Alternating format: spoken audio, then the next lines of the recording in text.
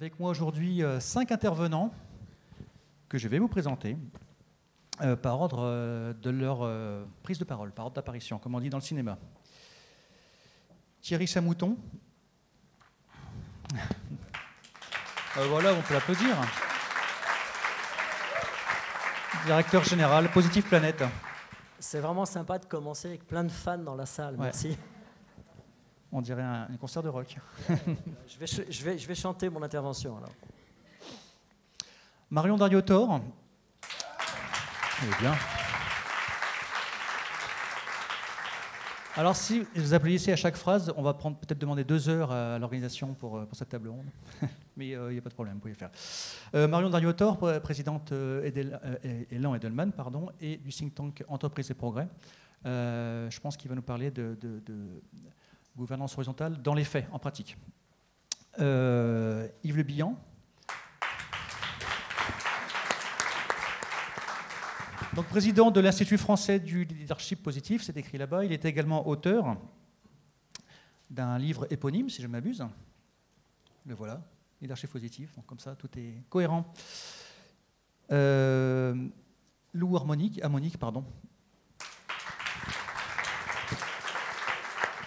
blogueuse. Pardon ? Blogueuse, voilà, c'est écrit également. Et dernier intervenant, Isaac Jetz, professeur à ESCP Europe à Paris, dans le 11e. Voilà. Donc, écoutez, on va faire un peu en format freestyle, hein, c'est un peu en format TEDx, chacun va parler à peu près 10 minutes.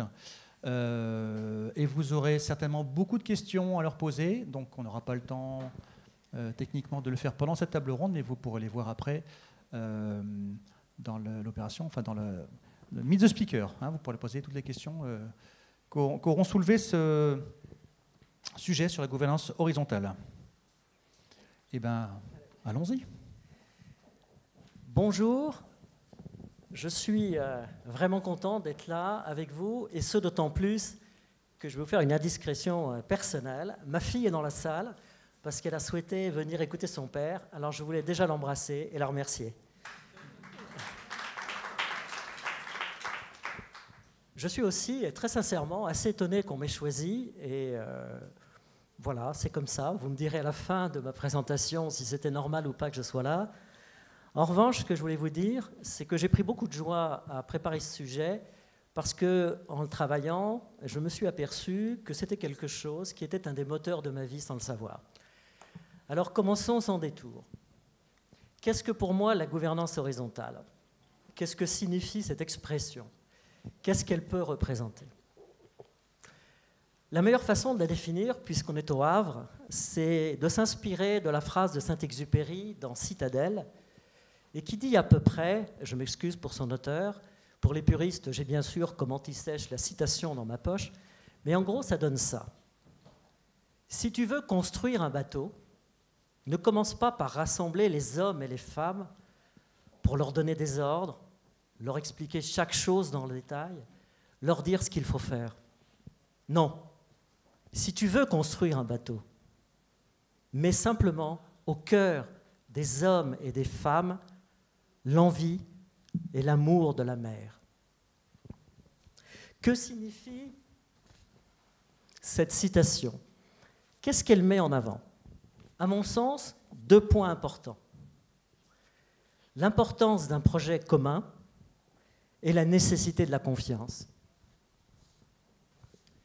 Car avec la gouvernance horizontale, ce temps où les gens d'en haut décidaient et ceux d'en bas exécutaient est définitivement révolu. Ce temps où l'on pense en haut et où l'on fait en bas est fini. Ce temps où planification et exécution sont séparés est mort. Pour reprendre l'image du bateau, le capitaine ne peut pas naviguer seul sur son navire. Pour que ce dernier fasse voile vers d'autres horizons, il lui faut tout l'équipage avec lui. C'est une image qui me parle dans la mesure où elle remet l'ensemble de l'entreprise au centre du processus de participation et de décision, car il n'y a plus seulement un chef qui dirige, mais bien plutôt toute une équipe qui se meut. Pourquoi ne pas expliquer la gouvernance horizontale par opposition à la gouvernance verticale. La gouvernance verticale est en effet le modèle de gouvernance le plus répandu. Il obéit à une logique pyramidale et militaire de la Légion romaine et qui dit que le chef est le plus haut dans l'organigramme fonctionnel, puis viennent ensuite les couches sous-jacentes qui se succèdent de façon hiérarchique. C'est vraiment un choix de ma part, car selon moi, la gouvernance horizontale est une rupture avant d'être une continuité. C'est une rupture nécessaire, car la réponse à un monde qui se globalise et qui se numérise à chaque instant se trouve forcément dans un management qui se doit de développer l'autonomie des collaborateurs, de capitaliser sur des valeurs fortes et incarnées dans l'entreprise, et qui doit prendre à chaque moment le point de vue de toutes les parties prenantes. L'expression gouvernance horizontale prête donc, selon moi, à confusion, car elle suppose une continuité là où il ne peut être question que de rupture. Ce n'est pas une méthode différente qui marche mieux, c'est une révolution, un tout. Mais en quoi est-ce une révolution? Parce qu'elle porte en elle une vision différente et singulière de l'homme. L'autre n'est plus un obstacle, mais un compagnon. Car il ne faut pas oublier qu'à l'origine, ce mot signifie « celui avec qui l'on partage le pain ». Et après tout, on est sur le même bateau, dans la même galère, pour continuer à reprendre et à filer la métaphore de Saint-Exupéry. Et c'est pour cette raison qu'ici, dans cette salle, je voudrais vous proposer un autre terme, celui de gouvernance positive. Cette expression a pour moi deux avantages. Elle permet de ne pas supposer une ancienne forme de gouvernance, car jamais personne n'a, à ma connaissance, parlé de gouvernance négative. En même temps, elle me permet de mettre en avant la fondation pour laquelle je travaille chaque jour avec mes équipes et que je remercie d'être dans la salle et dont le projet nous tient tellement à cœur. Et maintenant, parlons de cette gouvernance positive qui nous unit et qui nous réunit chez Positive Planet. Cette gouvernance réunit en effet, on l'a vu, des gens autour d'un projet, et qui dit projet présuppose des valeurs. Au sein de la fondation Positive Planet que je représente ici, notre projet consiste à offrir les moyens aux jeunes générations de pouvoir accéder à la dignité sans dépendre de la charité. Nous avons en effet fait nôtre cette maxime de Confucius, quand un homme a faim, mieux vaut lui apprendre à pêcher que de lui donner un poisson. Alors que le second acte relève de la charité, le premier fait appel à la dignité. Dans notre fondation, notre projet commun s'appuie sur un socle de 4 valeurs partagées. L'éthique, la solidarité, l'impact et l'excellence. Je voudrais reprendre rapidement ces 4 valeurs pour les développer et en faire ressortir la quintessence. Et tout d'abord, je vais vous faire une remarque. Si bien évidemment toutes ces valeurs ont un sens en elles-mêmes, il faut avant tout les entendre en lien les unes avec les autres, car elles s'alimentent et se complètent. Il y a 2 couples, éthique et solidarité, en face d'impact et d'excellence.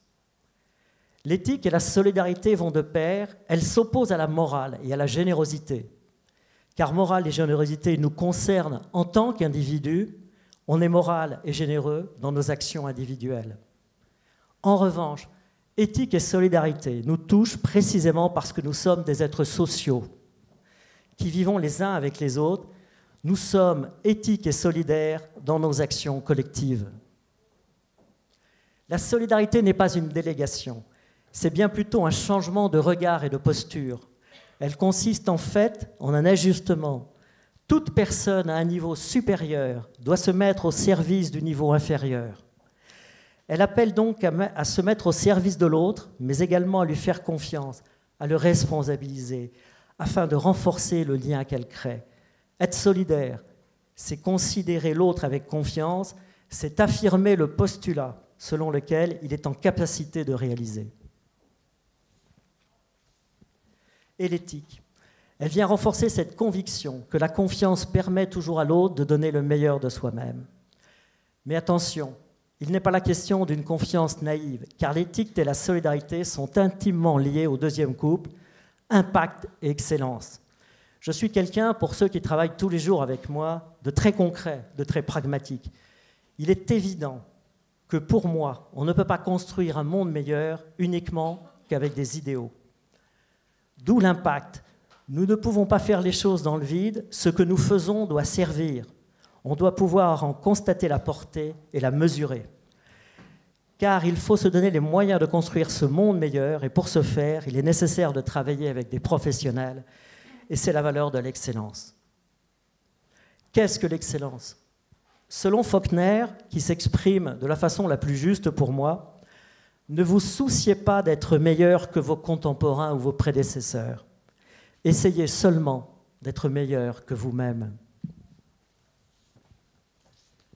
Ainsi, l'excellence n'est pas la performance, car dans la performance, il s'agit d'être meilleur que les autres, alors que dans l'excellence, il s'agit seulement d'être meilleur que soi. Enfin, et ce n'est pas parce qu'on est idéaliste, jeune, solidaire, militant de la cause humanitaire, qu'on n'est pas professionnel. Il faut associer toutes les compétences pour obtenir une décision plurielle. Il n'y a donc plus d'âge, plus d'ancienneté, car la responsabilité n'est désormais plus fondée sur l'âge, mais seulement sur le partage. Les valeurs de solidarité et d'éthique ne peuvent donc prendre leur sens qu'en étroite association avec celle de l'impact et de l'excellence, et ce afin de trouver un équilibre subtil entre pragmatisme et idéalisme. Donc nous avons deux couples qui représentent deux pôles, l'idéal et le concret. À nous de découvrir et peut-être d'inventer le juste équilibre entre les deux. Positive Planète fait donc, selon moi, au quotidien de la gouvernance positive, comme M. Jourdain fait des vers sans en avoir l'air et de la poésie sans en avoir envie. Attendez, je finis. Alors, que retenir pour conclure ? Tout d'abord, qu'il est primordial de parler de ces choses-là. Je reste en effet convaincu que lorsqu'on change notre façon de voir les choses, alors ce sont les choses qui changent. L'avenir sera donc positif ou ne sera pas. Les méthodes traditionnelles de réduction des coûts sont arrivées à leur paroxysme et engendrent aujourd'hui troubles et rejets sur le plan social. Les organisations cloisonnées ne sont plus adaptées. Le numérique et ses possibilités de dialogue direct remettent en question le rôle d'intermédiaire des managers. Les dispositifs de reconnaissance essentiellement fondés sur la performance individuelle peuvent être un frein à l'efficacité collective. Les aspirations des nouvelles générations ne sont vraiment plus les mêmes que les nôtres. C'est grâce à la prise de conscience de cette irréversible évolution de l'économie que naîtront ces formes nouvelles d'organisation fondées sur la liberté et la responsabilité des acteurs économiques. C'est en accompagnant et en développant la positivité au sein de nos organisations que nous construirons un monde meilleur pour les générations futures. Alors à nous d'essayer de le construire tous ensemble. J'ai la conviction profonde que nous allons y arriver, parce que si vous êtes dans cette salle aujourd'hui, c'est que vous partagez avec moi la conviction que nous ne sommes pas les héritiers de nos parents, mais seulement les locataires de nos enfants. Je vous remercie et je laisse la parole à Marion. Merci. Donc Marion, gouvernance positive ou horizontale ? Petit point technique, si jamais vous pouvez en régie mettre la lumière sur nos intervenants qui ont décidé de sortir de la table, sinon c'est pas très grave. Mais c'est éblouissant.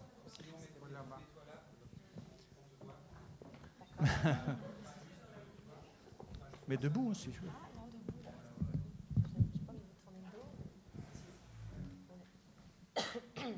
Bonjour à tous, merci Thierry pour ce partage. Moi, je voulais vous partager mon histoire. Il y a 2 ans, j'ai découvert un truc super chouette qui avait l'air vraiment sympa et ça s'appelait l'entreprise libérée, ce qu'on appelle aujourd'hui la gouvernance horizontale. En fait, j'étais en train de lire un article dans Challenge, le magazine des décideurs économiques, et on nous expliquait que l'entreprise libérée, c'est vraiment le nouvel Eldorado pour les entreprises qui veulent faire de la croissance. Super chouette, ça avait l'air vraiment génial. Globalement, on nous disait, si vous libérez vos collaborateurs, que vous leur donnez plus de responsabilités, globalement, il y a plus de business, ils sont plus heureux et le patron, il est super heureux lui aussi. Et comme moi, je suis moi-même chef d'entreprise, je me suis dit, dis donc, ça a l'air génial leur truc, super prometteur. Je vais creuser le filon, je vais regarder ce que ça donne. Donc j'ai commencé à m'intéresser à l'entreprise libérée, et je me suis vite rendu compte que c'était à peu près partout, dans les dîners en ville où il y avait des dirigeants qui parlaient de leur propre libération de leur entreprise, dans des librairies où sur les têtes de gondole il y avait le livre d'Isaac, sur le web aussi où Dan Price faisait le buzz, en ayant donné je crois 70 000 $ à ses collaborateurs pour les libérer. Bon, c'est peut-être une histoire d'argent. Et puis, dans notre think tank, Entreprise et Progrès, où entre dirigeants, on s'amusait à décortiquer des exemples d'entreprises comme Poult pour essayer de trouver un peu de motivation et puis d'inspiration. L'entreprise libérée était vraiment partout, j'avais l'impression d'être cernée. Et ce qui m'a frappée, c'est que c'est arrivé dans un moment et dans une époque où je n'entendais parler que d'une seule chose, le lâcher-prise.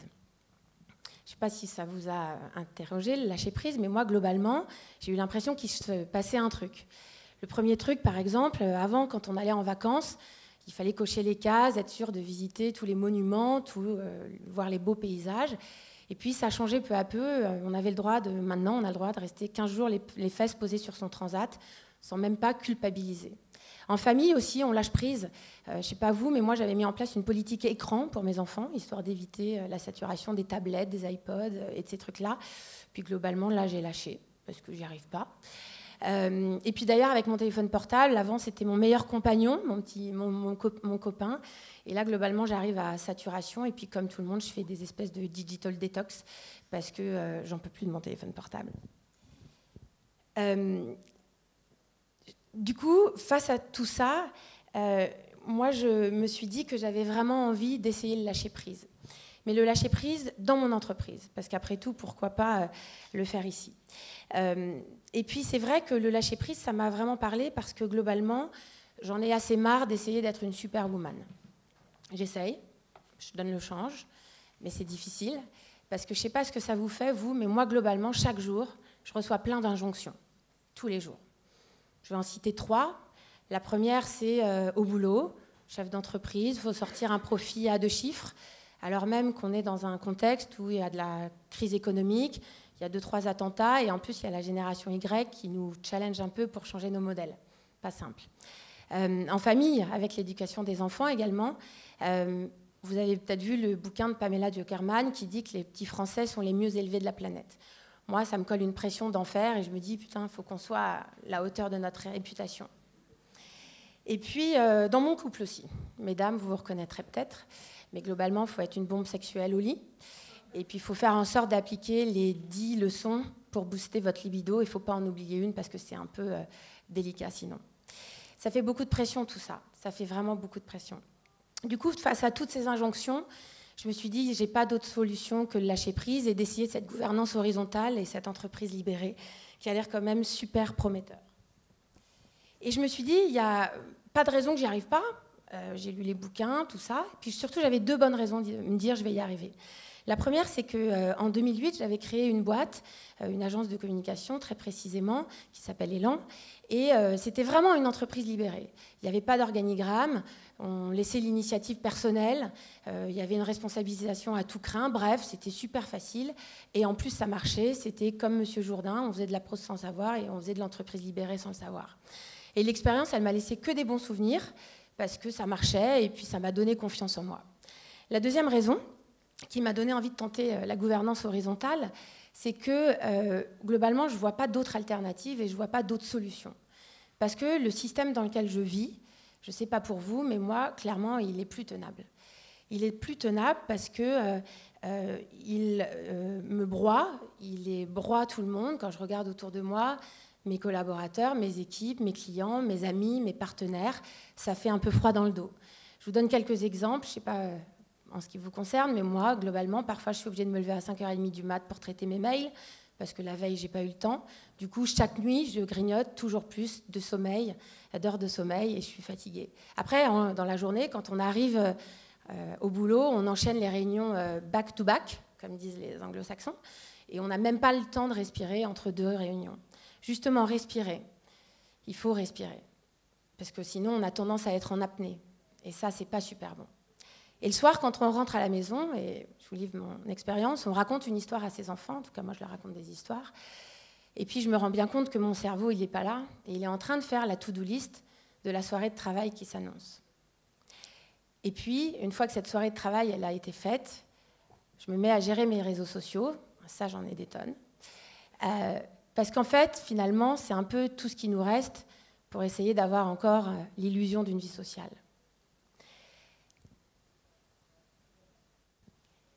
Franchement, j'ai trouvé que c'était pas folichon tout ça, et je trouve que ça s'accélère. Donc moi, je me suis lancée parce que j'ai clairement pas envie de ce système-là. J'ai envie de vivre intensément, j'ai envie de vivre profondément, j'ai envie d'une vie réelle, j'ai envie d'être connectée aux autres, je veux plus de ce système. Voilà, donc je me suis lancée, je me suis dit, allez Marion, vas-y, ça a l'air vachement bien, lance-toi. Et j'ai commencé à m'y mettre, alors j'ai lu des bouquins, j'ai rencontré d'autres dirigeants, également, je suis allée à fond la caisse, comme d'hab, j'ai pris un coach aussi, parce qu'il y a des coachs entreprises libérées, ça m'a vachement aidée. Et puis, j'ai emmené mon équipe en séminaire pour être bien certaine de picouser tout le monde à l'entreprise libérée. J'ai donc absolument tout bien fait. Franchement, assez fière de moi, j'ai vraiment tout bien fait. Le problème, c'est que, et c'est ce que j'ai envie de vous dire aujourd'hui, c'est que la réalité, elle n'a absolument rien à voir avec la théorie. Ce que vous pouvez lire dans les livres, ce que vous pouvez voir sur le papier, ce n'est pas du tout ça la vraie vie. Parce que globalement, dans ce type de processus, en tout cas pour mon expérience, on tâtonne, on teste, on rate, on se remet en cause parce que ce qui fonctionnait avant, dans notre système d'avant, ne fonctionne plus. Du coup, on perd complètement ses certitudes, ça s'écroule un peu. On essaye de lâcher prise. Je vous jure, j'ai essayé. Et puis parfois, on a peur, donc on revient en arrière et on retombe dans l'hyper-contrôle, pour ma part, dans l'hyper-présidence. Et on coche les cases, mais franchement, ça ne marche pas. Ça ne marche pas alors que quand on est un dirigeant, on est quand même censé tout savoir et tout bien faire. C'est franchement une grosse remise en cause. Moi, personnellement, je ne m'y attendais pas. C'est une grosse remise en cause parce que je me suis rendu compte qu'on est vraiment conditionné par le système dans lequel on vit. Alors qu'on est en train de changer de paradigme, on est en train de changer de système. C'est un système qui est issu de l'ère post-industrielle. Et ce système, il a enfanté toute une génération de dirigeants qui a surfé sur la vague et qui a fait une belle carrière. Moi, j'ai eu une belle carrière. J'ai été DGA à 29 ans, chef d'entreprise, créatrice d'entreprise à 35 ans. Voilà. Je n'ai pas à me plaindre, sauf que mon système, il s'écroule. Il s'écroule et franchement, j'ai qu'une conviction, c'est qu'aujourd'hui, je pense qu'il vaut mieux en changer. À ce moment-là, face à ces difficultés, je peux vous faire une confidence, et c'est pas facile, mais c'est vrai que j'ai un peu perdu la foi, j'ai un peu perdu le sens de ce que je faisais. Je pense pouvoir dire que j'ai paniqué, que j'étais dans cet état de confusion, vous savez, où parfois le sol se dérobe sous vos pieds et puis vous savez pas trop comment vous en sortir. Je me suis accrochée, franchement, je me suis accrochée, j'ai essayé, je suis plutôt tenace, jusqu'à être dans un état d'épuisement tel que je me suis vraiment posé la question de est-ce que ce truc, il est pour moi? Est-ce que c'est vraiment pour moi? Parce que regardez, les autres, ça marche, et pourquoi moi, ça ne marche pas pour moi, avec moi? Du coup, je me suis dit, si ça ne marche pas pour moi et que ça marche pour les autres, c'est que le problème, ça doit être moi. C'est moi la fautive, et c'est sans doute à moi de trouver les solutions et d'aller les chercher en moi. Donc j'ai pris une décision. Partir. Je suis partie pour m'inspirer, pour respirer. Je suis partie 2 semaines à Singapour et à Mumbai, rencontrer mes collègues d'Edelman, donc on a bossé ensemble, c'était rigolo, ça m'a changé les idées. Et puis, ça ne suffisait pas. Donc j'ai pris une deuxième décision, c'est que je ne suis pas rentrée en France, et je me suis tirée dans un ashram, toujours en Inde. Et donc là, je me suis dit, je vais faire une retraite. Je vais être face à moi-même. Je vais tenter l'isolement, je vais tenter le réalignement et je vais me laver la tête, l'esprit et le corps pour essayer de comprendre là où j'en suis. C'est une grande solitude parce qu'en fait, on est seul. Seul notamment quand on prend son repas et il y en a quand même 3 par jour, donc il faut tenir. Parce que vous savez quoi? Le ashram, c'est pas du tout rigolo comme on le dit. Pas du tout. Par exemple, j'ai passé 1h30 sur un tapis de yoga à essayer de respirer. Quand on est speed comme moi, c'est juste pas possible. Et on nous dit, tu vas voir, tu vas ouvrir tes chakras, tout ça. Ouais, là, ça vient pas. Ou alors, dans un ashram, on parle pas. Non, on se tait. On fait silence. Quand on travaille dans la communication, comme moi, globalement, c'est un défi. Et puis, on nous prend notre téléphone portable, on le laisse à l'accueil en arrivant, au cas où on serait un peu tenté d'appeler nos petits copains pour se plaindre. Et puis surtout, on fait une détox alimentaire. Plus de café, plus d'alcool, plus de sucre, plus de gluten, plus rien. Et moi, ce qu'ils ont fait, comme ils avaient repéré que j'ai un peu accro au sucre, ils m'ont piqué mes bounties que j'avais planquées dans ma chambre en arrivant. Du coup, voilà. Du coup, le ashram, c'est ça. C'est tout ce que j'ai laissé derrière moi. Et là-bas, en Inde, j'ai compris. Je ne suis pas revenue la même. Je crois pouvoir dire que l'Inde m'a profondément changée. Peut-être qu'elle m'a littéralement sauvée aussi. Et je suis revenue avec une conviction qui est que pour libérer mon entreprise, c'est juste pas mes méthodes et mes process que je dois changer, mais c'est moi. Moi, profondément, c'est à moi de me transformer, c'est moi qui suis sous surveillance. C'est mon système qui doit changer et c'est mon regard sur la vie. Donc aujourd'hui, devant vous, je suis venue ici parce que c'était une belle opportunité de partager cette expérience et de vous livrer un message. Libérez-vous. Libérez-vous parce que c'est important d'oser de se connecter à votre être et à votre lumière pour devenir un leader libérateur, comme on le dit. Je pense qu'on doit d'abord être un leader libéré. Si vous ne vous libérez pas vous-même, vous ne serez pas crédible dans votre entreprise libérée.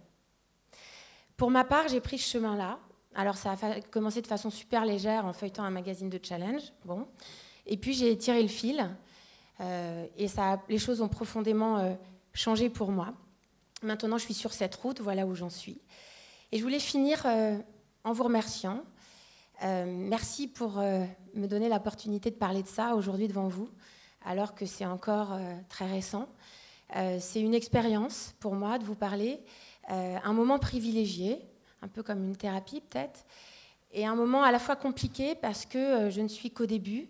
J'ai l'impression de ne rien savoir, de rien maîtriser, et pourtant c'est la route que j'ai choisie et je suis dessus. Je me sens même un peu honteuse face à vous et avec mes collègues, parce qu'effectivement, j'ai l'impression d'être une débutante.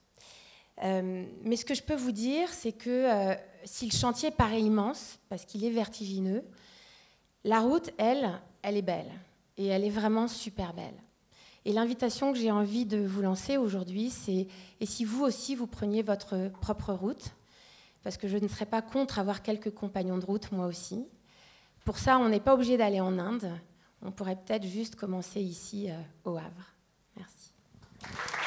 Merci Marion.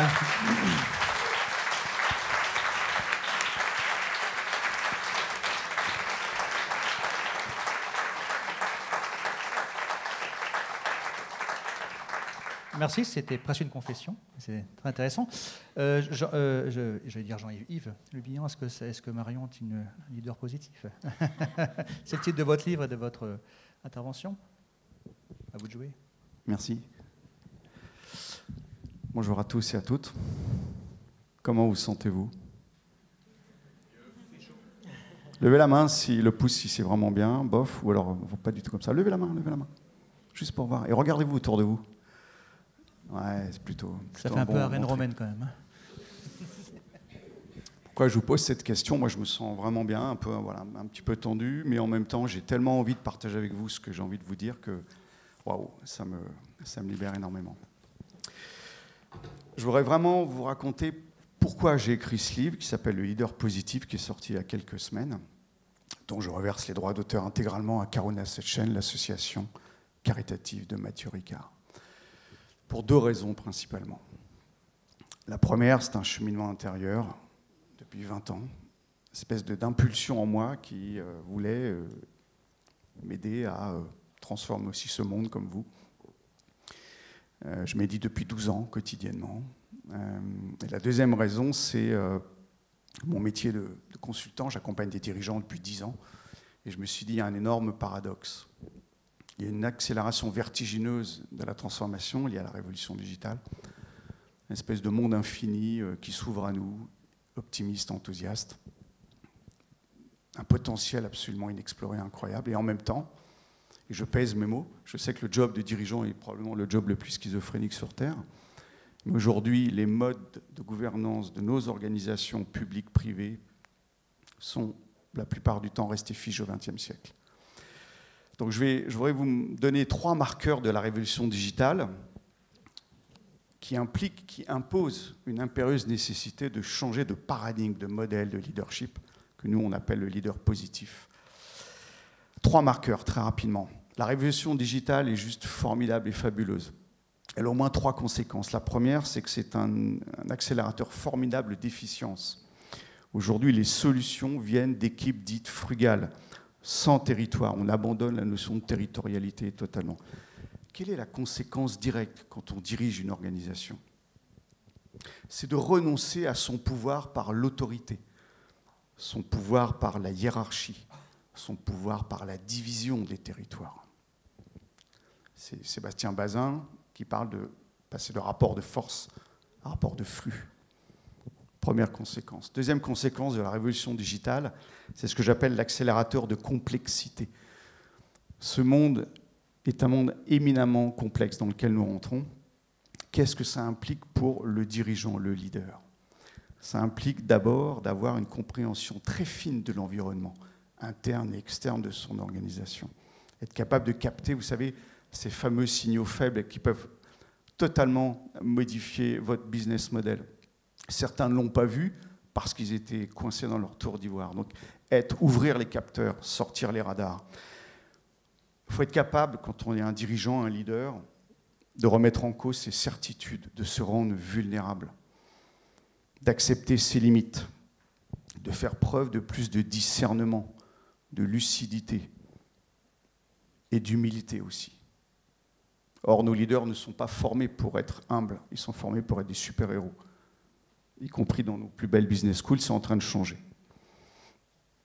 Donc, comment est-ce que j'interprète l'information de manière pertinente quand je suis un dirigeant?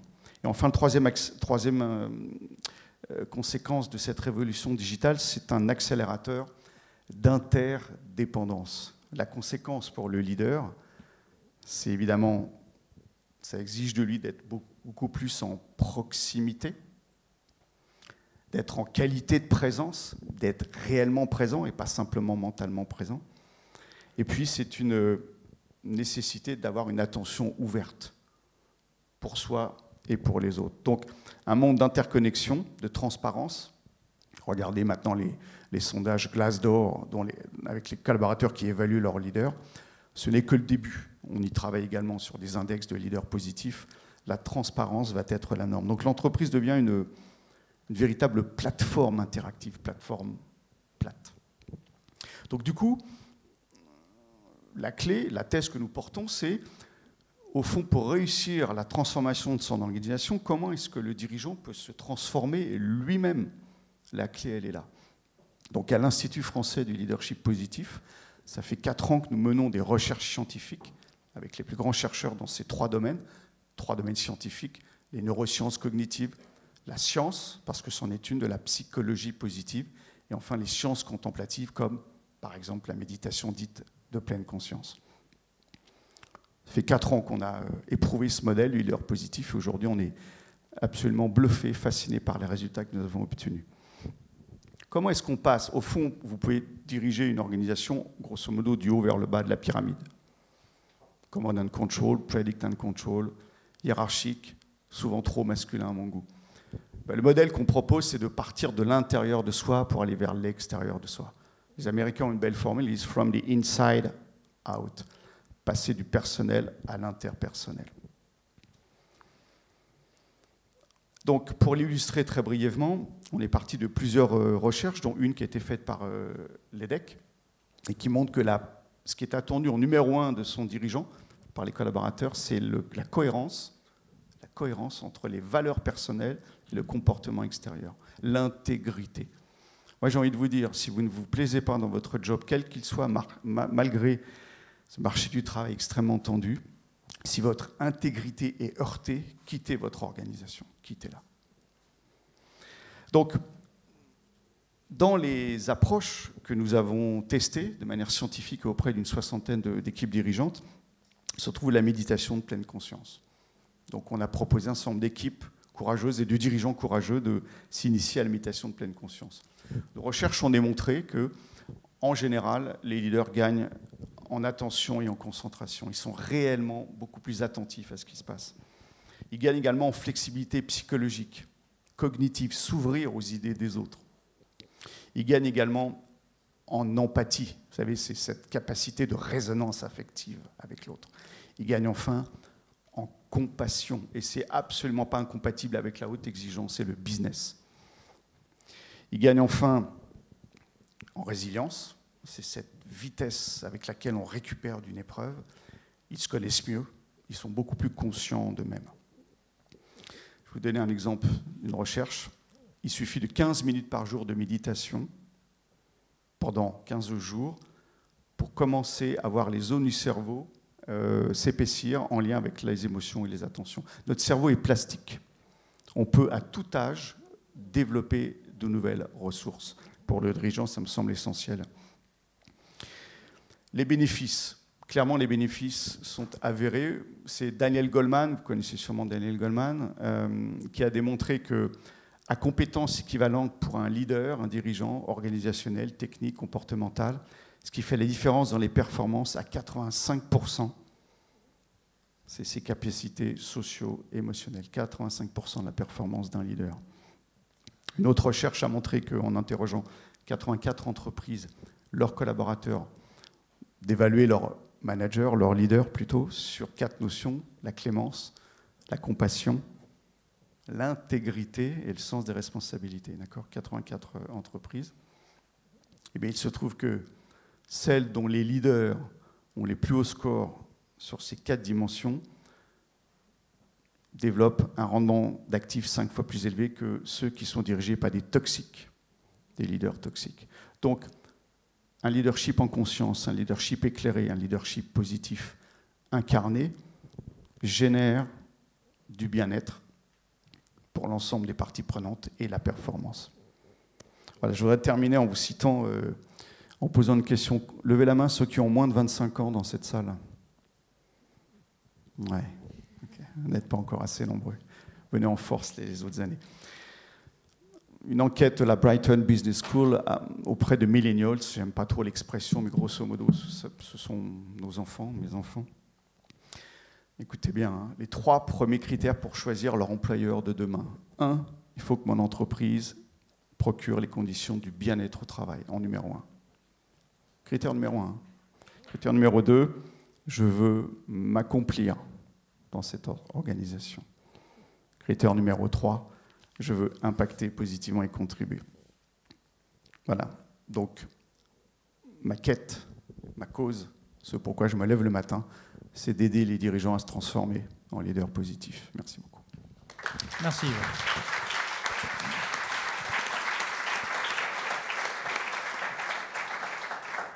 Il nous reste 2 interventions. Je pense qu'on aura un peu de retard pour le déjeuner, mais ça en vaut la peine.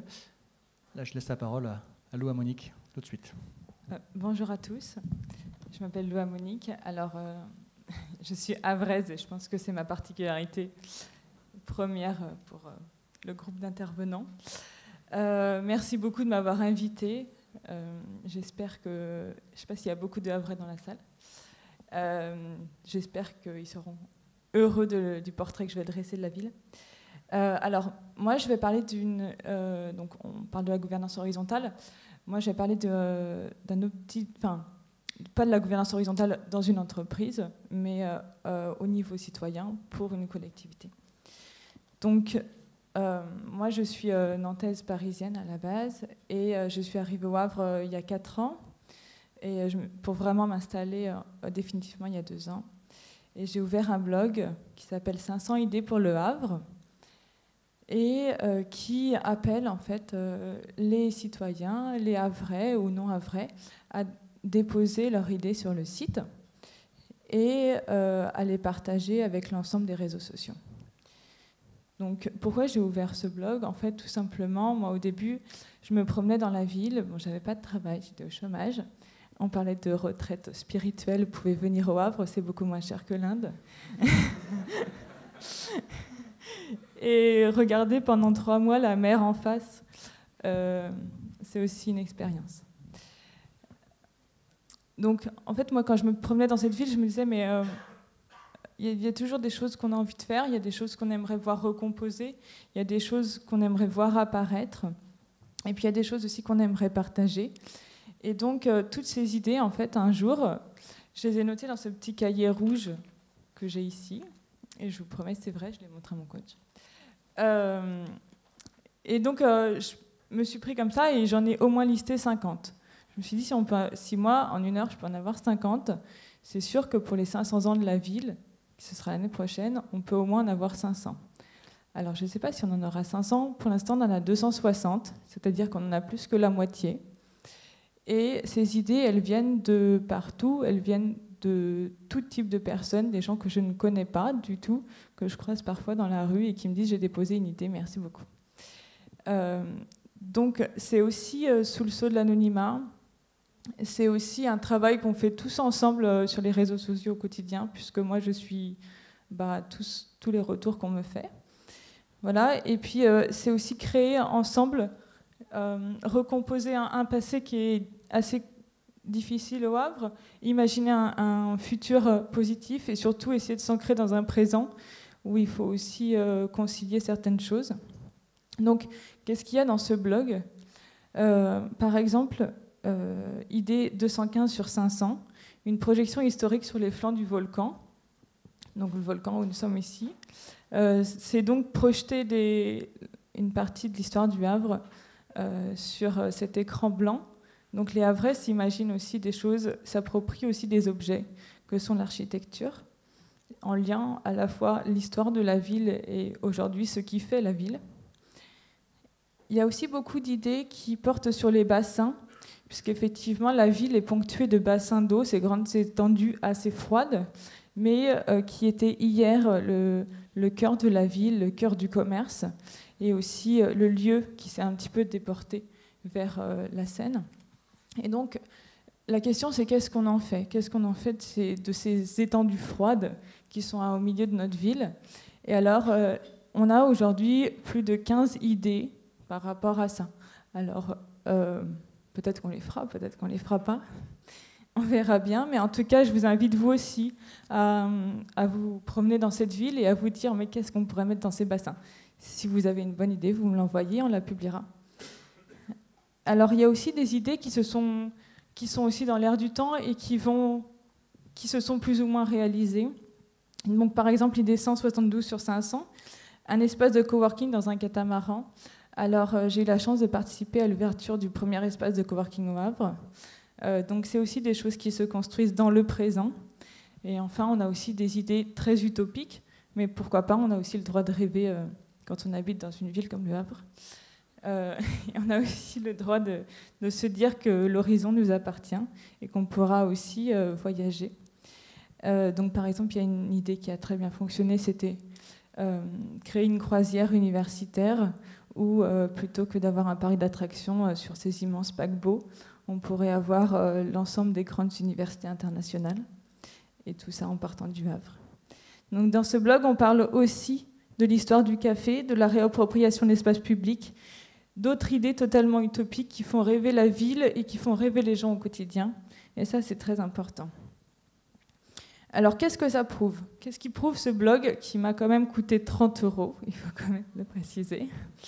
C'est beaucoup de travail au quotidien, mais c'est quelque chose qui est totalement accessible et qui demande juste de la patience et de l'ouverture à l'autre. Donc, ça prouve qu'on peut aussi avoir une nouvelle expérience citoyenne, qu'on peut créer des liens juste par le numérique, qu'on peut faire émerger une intelligence collective. C'est une initiative apolitique et purement citoyenne et positive. Et on dialogue entre nous et on verra bien ce qu'il en adviendra. Donc, l'idée, c'était vraiment d'inclure un maximum de personnes. Alors, bien sûr, ces personnes, il faut qu'elles aient quand même un accès à Internet. Et pour ça, en fait, les idées, elles sont anonymisées. En fait, les gens, ils mettent juste un petit prénom ou un petit avatar. Et moi, derrière, je retraite le côté littéraire français. Mais sinon, oui, parce que c'est assez hétérogène, mais ça, c'est tout à fait normal, parce qu'on n'a pas tous accès forcément à tout ça. Mais bon, on ne se prend pas trop la tête non plus, il y a aussi des fautes d'orthographe, il ne faut pas s'inquiéter. Et l'idée, c'était de faire vraiment, de se donner un challenge en commun et d'avancer tous ensemble. Puisque, comme je l'ai dit au début, Le Havre n'est pas une ville simple, c'est une ville très particulière, que ce soit au niveau social, politique, économique, démographique également. Mais ça prouve aussi que les citoyens vrais, et même il n'y a pas que des Havrais qui témoignent, ont vraiment envie que leur quotidien soit plus coloré, aille mieux. Il y a vraiment une croyance dans un futur et même dans un présent plus constructif, plus solidaire.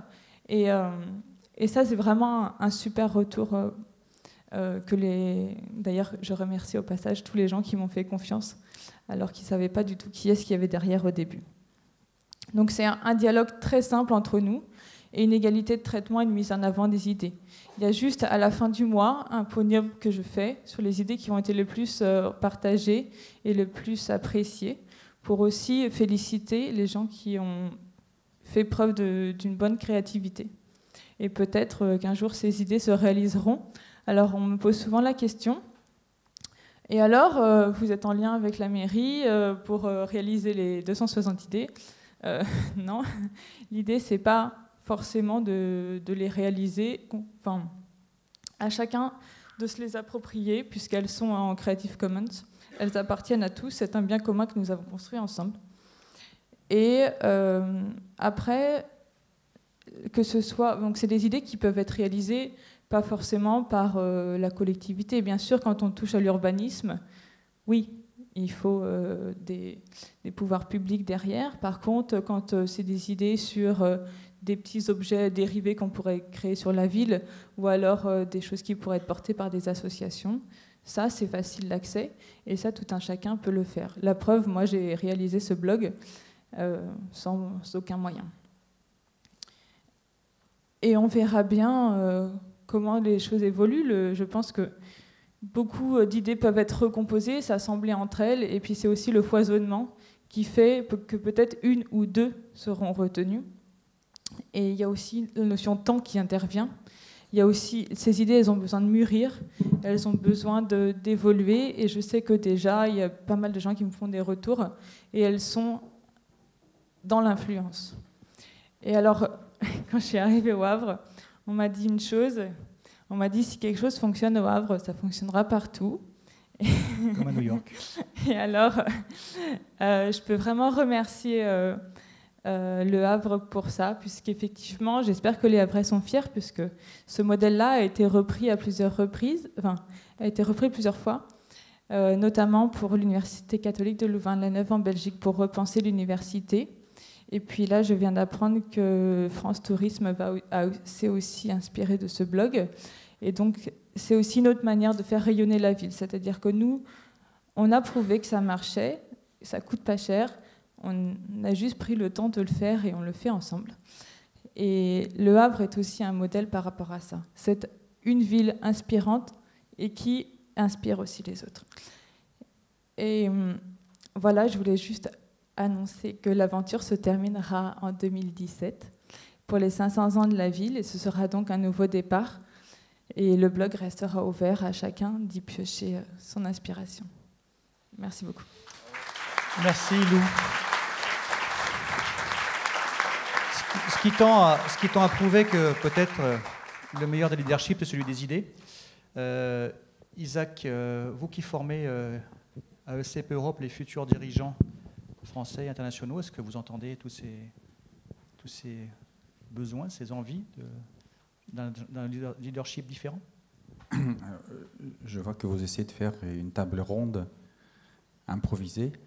On m'a dit effectivement qu'il n'y aura pas.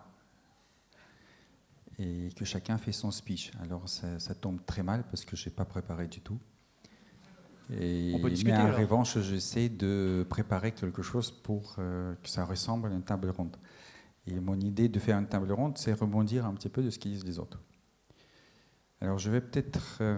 ça va être difficile avec ce micro, mais je vais juste expliquer comment je suis venu travailler sur le sujet de l'entreprise libérée.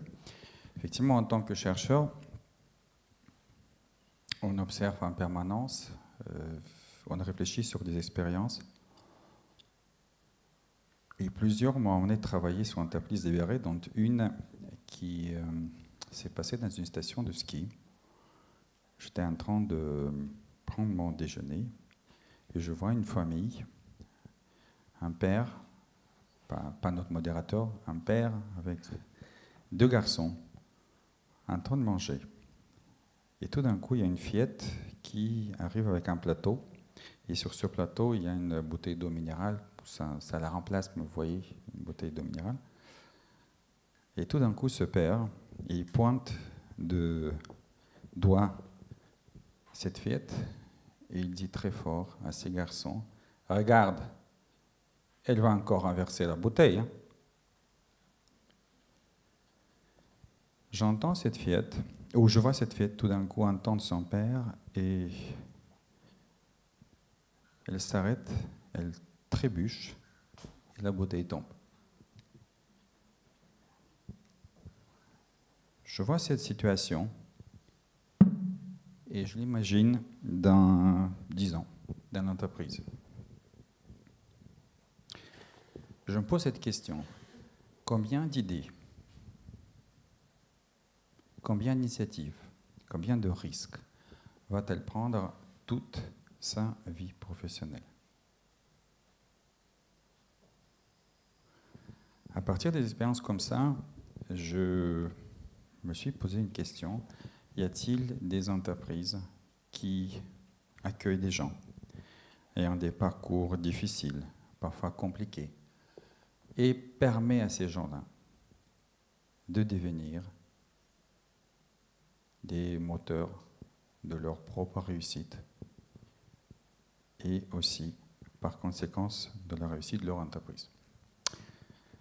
Alors, je demandais à mon modérateur de participer à la table ronde et me lire le sous-titre de cette table ronde. Il y a un sous-titre. Gouvernance horizontale, c'est un titre, mais un sous-titre. On peut le lire? Je prends mon micro et je le lis. Ouais. Je vous fais lecture. En politique ou en économie, les nouvelles générations aspirent au dialogue et à la co-construction. Point. Voilà, donc nouvelle génération. Effectivement, ça tombe bien parce que vous avez compris que mon domaine d'expertise, ce sont les enfants dans l'entreprise.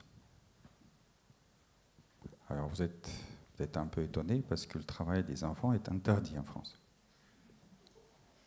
Et pourtant, depuis le 19e siècle, tout ça ce que je raconte, c'est improvisé, vous comprenez, j'improvise en direct. Depuis le 19e siècle, les entreprises sont construites, c'est-à-dire depuis la division de travail a été fin du XVIIIe siècle, est construite selon un modèle qui, comme conséquence, vous allez le voir, infantilise les salariés. L'entreprise qu'on appelle globalement la bureaucratie hiérarchique, qui a ces 2 dimensions, la hiérarchie où le supérieur a comme tâche globalement d'organiser, de dire à son inférieur comment il doit travailler, le contrôler. Et puisqu'il se fatigue, le pauvre, de dire, imaginez ces paysans qui sont arrivés au XVIIIe siècle, la première fois pour être des ouvriers sur la chaîne, qu'il faut arriver à 7h30. Il ne faut pas partir quand tu veux. Donc, il va pondre ce qu'on appelle des procédures, des règlements. Ça va donner la bureaucratie. C'est une machine formidable. Si on est assis dans cette salle-là, avec tout ce qu'on a, c'est parce que ça a fait ses preuves.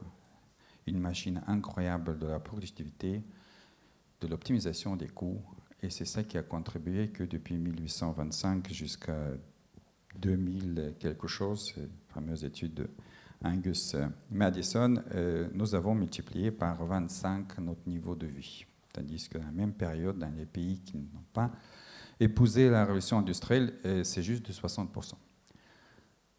Ça a un coût néanmoins. Et le coût principal est que chaque jour, à chaque instant, vous communiquez à vos salariés qu'ils n'ont pas de cerveau,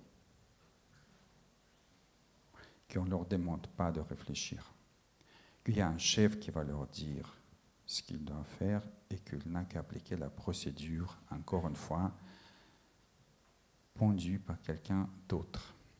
Comme conséquence, la seule chose que les salariés peuvent ressentir dans ces entreprises, c'est qu'on ne leur fait pas confiance à leur intelligence.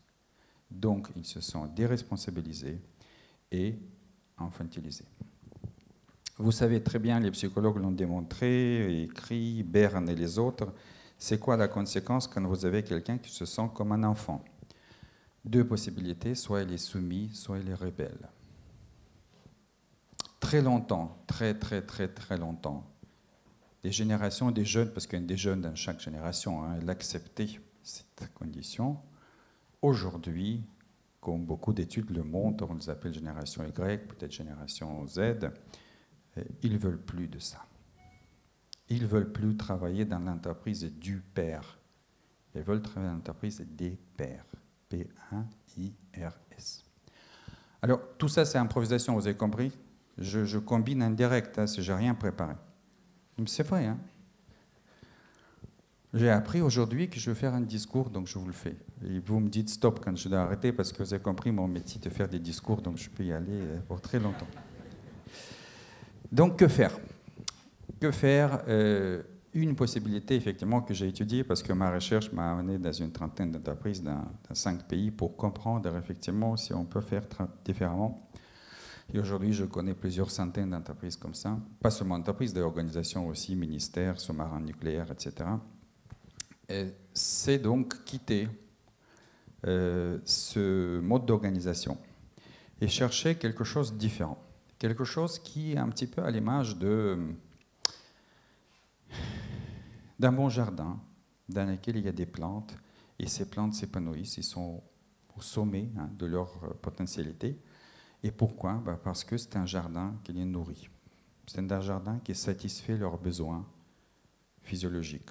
Pour chaque plante, dans chaque climat, il faut qu'un jardinier sache combien d'eau il a besoin, combien de lumière et quels minéraux. Et à partir de ce moment-là, cette plante, plutôt que périr, elle va être en pleine puissance, en plein potentiel. L'analogie, donc ça vient du monde chinois de plusieurs millénaires, est la même pour les êtres humains. Si seulement on crée un environnement dans lequel nos besoins psychologiques sont satisfaits, on n'a absolument pas besoin de nous motiver avec des incentives, on n'a pas besoin de nous pousser, on n'a pas besoin de nous presser, on va être auto-motivé, alors le psychologue appelle ça intrinsèquement motivé, pour donner le meilleur de nous-mêmes. Alors vous avez compris qui dit jardin, dit jardinier, d'où ce terme leader libérateur, parfois qui est utilisé aussi comme leader jardinier, et c'est son rôle, combien de minutes j'ai encore? 2. C'est son rôle de transformer effectivement l'entreprise. Je vais évoquer juste quelques points.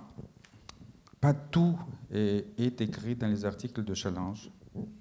Pas tout est montré dans le film Le bonheur au travail. Donc je vais dire des choses secrètes, hein, que autrement sont inconnues. Mais en tout cas, ces leaders-là que j'ai vus, qui se lancent dans ça, il y a cette phase qui est une phase absolument qu'on ne voit pas, hein, qui concerne lui-même. Évidemment, il faut qu'il ait un mandat. Ce n'est pas parce que vous êtes même directeur salarié d'une entreprise familiale que vos actionnaires sont d'accord pour cette transformation majeure. Je ne parle pas d'un patron d'une BU dans un grand groupe ou d'un directeur de l'hôpital. Donc il faut avoir ce mandat pour transformer. C'est écrit, c'est dans vos prérogatives de transformer l'organisation pour que l'entreprise est le plus performante. Mais il faut quand même l'obtenir. Deuxième point qui est très très important, vous cherchez à créer une entreprise qui va, entre autres choses, donner la confiance, parce que j'ai parlé de ces besoins psychologiques et effectivement la première c'est la confiance, le respect, la considération de l'intelligence des gens. Et vous-même, profondément et assez rapidement, vous vous rendez compte que vous êtes le premier obstacle de cette transformation. Parce que vous êtes produit de l'éducation, de la carrière, où on vous a toujours dit que vous êtes le plus intelligent. Ça veut dire que vous savez mieux que les autres. Ça veut dire que vous sera très très difficile de poser cette question à vos collaborateurs. C'est un vrai problème. Que proposez-vous? c'est quoi votre solution? Mon rôle n'est pas donner les solutions. Mon rôle peut être parfois poser certaines questions qu'on ne se pose pas ici. Ça veut dire travailler finalement sur son ego. Un travail avec des coachs, certains avec des psychanalystes, parce qu'on dit pour transformer certains, il faut commencer par leur grand-père. Généralement, coach, quelques mois. Voilà. Donc, troisième point, c'est le travail sur ce qu'on appelle des irritants, des petits cailloux. Vous savez, cette confiance que les salariés n'ont pas dans l'entreprise, il est miné par quoi? Par le fait que quelqu'un il doit remplir un formulaire pour acheter un disque externe de 100 €, attendre 3 mois et avoir 5 signatures pour un appel d'offres européen. Oui. Donc il y en a plein de trucs comme ça qui en réalité n'ont aucun sens parce que les gens finalement l'achètent avec leur propre argent, ils veulent simplement travailler bien. Donc il y en a plein de choses. Si on demande à des gens qu'est-ce que vous irrite, qu'est-ce que vous empêche de donner le meilleur de vous-même et travailler sur ça pour établir un climat de confiance d'entreprise et travailler sur quelque chose qu'on appelle la vision rêve commune, partagée, quelque chose qui donne à des gens le sens pourquoi ils se lèvent le matin. C'est facile, je vois la madame et les sapeurs-pompiers, donc c'est facile pour les militaires, c'est facile pour des gens pour les hôpitaux. Mais dans certaines entreprises, on dit tu te lèves pour augmenter les parts de marché de 2%. Vous connaissez quelqu'un qui se lève, se saute du lit le matin pour ça? Oui. EBITDA 11% et demi, il y a des gens qui sautent pour EBITDA. Mais il n'y a personne qui saute du lit pour EBITDA. C'est quoi? Qu'est-ce qu'on fait ensemble? C'est quoi notre rêve pour notre entreprise? Et il faut le formuler ensemble. Une fois que vous avez terminé de ça, et je conclus, vous vous lancez dans quelque chose qui est la vraie libération d'entreprise, que tout le monde se fait effectivement voit ça, parce que ça c'est visible. Vous demandez dans ce cas à vos équipes quelles sont nos pratiques qui sont contraires à un certain nombre de ces besoins dont nous avons parlé.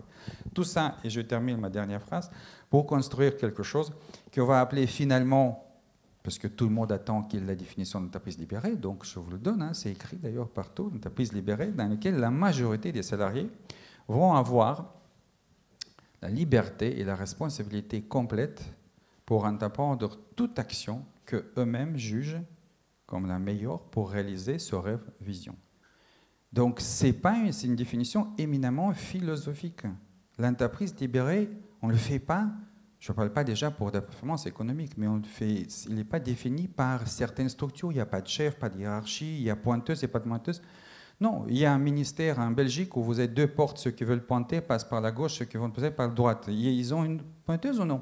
Ce n'est pas ça l'entreprise libérée. C'est une entreprise qui a comme finalité permettre à des gens d'être libres et responsables pour donner le meilleur d'eux-mêmes. Et je peux vous garantir une chose, et c'est que du bon sens. Si vous avez des gens dont la majorité vient chaque jour pour donner le meilleur d'eux-mêmes, vous ne pouvez pas imaginer la performance de ces entreprises. Mais on ne le fait pas pour la performance, on le fait pour les hommes. Merci. Merci Isaac.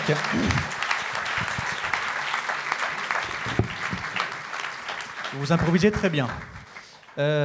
Merci surtout à nos 5 intervenants qui en plus ont tenu le temps. On peut vraiment les applaudir, c'était très intéressant. Et vous pouvez aller leur poser toutes les questions que vous voulez. Je pense qu'il y en a beaucoup dans la petite séquence Meet the Speaker qui est à côté. Merci et puis bon appétit. Et rendez-vous à 14h pour les prochaines tables rondes ici même.